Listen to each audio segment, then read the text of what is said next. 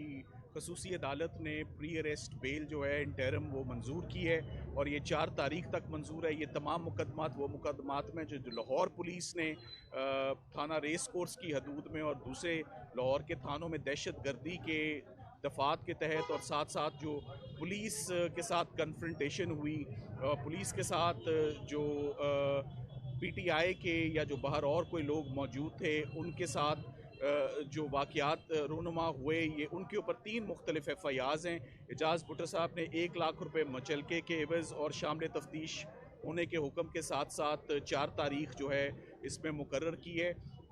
ये इन तमाम मुकदमात में ऑलरेडी इमरान खान साहब ने अबूरी ज़मानत जो है राहदारी की वो लाहौर हाई कोर्ट से हासिल कर रखी थी, जो कि मंडे 27 तारीख को एक्सपायर होनी थी, मगर उससे पहले ही आज सैटरडे को 25 तारीख को इन तमाम केसेस में प्री अरेस्ट बेल जो है वो ले ली गई है।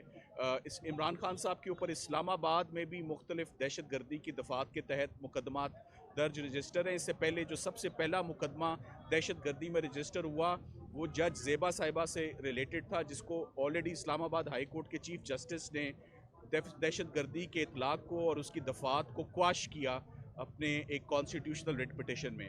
सो उम्मीद की जाती है कि जब वो आइंदा यहाँ पर पेश होंगे इन तमाम मुकदमात में तमाम ज़मानतें जो हैं वो मंजूर होंगी। Thank you very much. Sir नहीं बस थैंक यू। आप बाकी